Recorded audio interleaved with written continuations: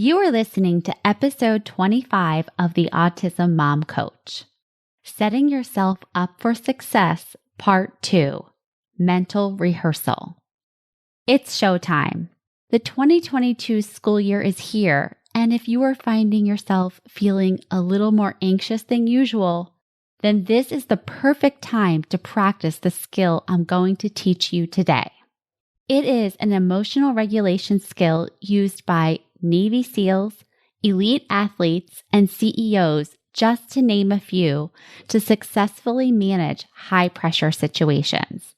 And if it works for the Navy SEALs, it can work for us, right? Keep listening. Welcome to the Autism Mom Coach, a podcast for moms who feel overwhelmed, afraid, and sometimes powerless as they raise their child with autism. My name is Lisa Candera. I'm a certified life coach, lawyer, and most importantly, I'm a full-time single mom to a teenage boy with autism. In this podcast, I'll show you how to transform your relationship with autism and special needs parenting. You'll learn how to shift away from being a victim of your circumstances to being the hero of the story you get to write. Let's get started. Hello, and welcome to the Back to School series of the Autism Mom Coach podcast and part 2 of Setting Yourself Up for Success. Last week, we talked about making decisions ahead of time, and this week, we're going to talk about mental rehearsal. I first learned about mental rehearsal or coping ahead of time, which is what it's called in DBT therapy, which is dialectical behavioral therapy, about 2 years ago. So for those of you who don't know, DBT is an evidence-based psychotherapy that focuses on 4 main skills: emotional regulation, distress tolerance, interpersonal effectiveness, and mindfulness. Mental rehearsal or coping ahead of time is one of the emotional regulation skills, and it is specifically aimed at navigating difficult and intense emotions more effectively. Sounds good, right? Well, it is, and this is the part I like the most. It is research-based. Research shows that we can learn new skills and ways to cope by simply imagining them and rehearsing them in our minds.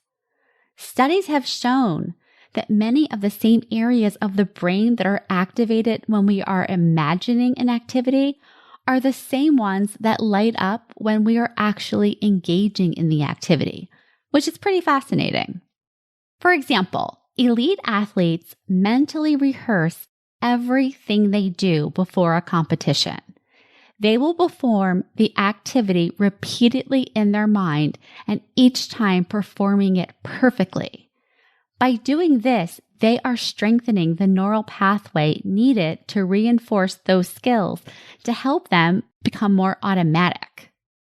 So, what does this mean for us? It means we can improve our ability to cope with the challenges we face parenting a child with special needs, like emotional regulation, by simply rehearsing it ahead of time. So, let's pause right here. If you're like, oh, I'm way ahead of you, I rehearse worst case scenarios in my mind all of the time, this is not what I am talking about. When we are catastrophizing, we are imagining things going wrong and that we are helpless to do anything but feel terrible. This is very different. In the catastrophizing scenario, we are helpless and hopeless. But in this situation where we are coping ahead of time, we are empowered and in control. All right, so here's how it works. First, identify the situation that is likely to prompt uncomfortable emotions. Now, for this, we just want the circumstance, facts only. For example, morning drop-off at school. I am nervous that my child will not get out of the car. Second, decide what coping or problem-solving skills you want to use in this situation. Now, a coping or problem-solving skill is what we talked about last week, making decisions ahead of time. When you decide ahead of time how you want to think, the feeling you want to create, and the actions that you want to show up and do, when you make that decision ahead of time, that is actually a problem-solving skill. So, for example, if my child resists going to school and does not want to get out of the backseat of the car, I can remind myself of whatever thought I have decided to think on purpose in this situation. This is normal. He is afraid. It is okay.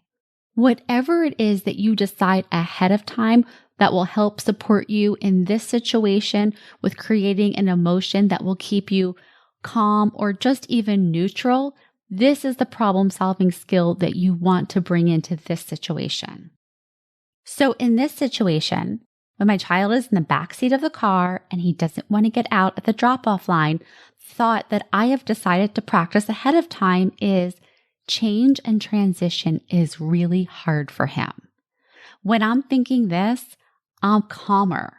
My body is calmer, and my urge to maybe yell or scream or to threaten him, if you don't do this, then I'm taking away your toy, all of that is subdued when I'm calmer, when I'm more in control. And when I'm doing this, I can stay focused on remaining regulated so that I'm not escalating the tension inside the car. Third, then imagine the situation in your mind as vividly as possible. And when I do this, I always think of, was it Sophia from the Golden Girls? Remember she would tell those stories, picture it, Sicily, 1922, and she would describe all of the characters in lots and lots of detail. You want to do this for yourself when you are mentally rehearsing. Imagine yourself in the situation right now. Who is there?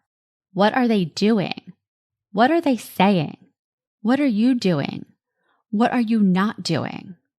So for example, I just pulled up to school and we are in the drop-off line. I see other children exiting their cars without incident. We are up next. My child is in the back seat, he's kicking the front seat, and he's yelling, "I don't want to go to school." I feel my chest tightening. My heart is beating faster. I make eye contact with my child's one-on-one aide who is curbside to greet him, and I feel my face burning hot with embarrassment. I see myself looking around to the other parents, to the other teachers, and wondering, what are they thinking of me? What are they thinking of my child? Next, number 4, I rehearse in my mind coping effectively. I pause, I take some deep grounding breaths. I remind myself, I am safe, my child is safe. Transitions are hard. The staff is here to support him. I only need to focus on this moment, on my child, and nothing else. I take some more deep breaths. I put my hand on my heart. I remind myself, you got this. The aide opens the door. My child struggles a bit, but he eventually does get out. And now he's with his one-on-one aide, and he is crying. He is crying for me. But I tell myself, it is okay. He is okay. They will take care of him. I make eye contact with the one-on-one aide, and he gives me the sign, we got this. I drive away, deep breaths, deep breaths. Number 5, practice relaxation after rehearsing. So just notice what happened. You have escalated yourself to a heightened state and practiced dealing effectively with the problem from that heightened state. Even as I was just rehearsing this out loud to you, I can feel my heart beating faster and my chest tightening. But it's okay. It's a controlled and supported atmosphere. Still, you do want to take the time to bring yourself back in whatever way works best for you. For me, it's always the deep rhythmic breathing with the hand on my heart. Maybe for you, it is taking a walk. Maybe it is running in place or doing some jumping jacks. Whatever you need to do to return yourself to this moment of safety. And now I just want to tell you, if you are doing this, it's a lot. It is a lot to put yourself in harm's way, even in your imagination. But there are benefits to doing this in a controlled and supportive manner while simultaneously practicing the skills and coping mechanisms that you want to bring to these moments. When we do this again and again, we build novel brain pathways and new positive habit patterns. This practice enables us to move from our default patterns to purposeful ways of thinking, feeling, and showing up that align with how we want to show up in these moments. Okay, there you have it. Practice, it doesn't make perfect, but it starts the process of creating the new neural pathways and the new habit patterns that will support you in showing up in a way that you want to show up in a more effective way. That's it for today's lesson. I encourage you to check out the show notes.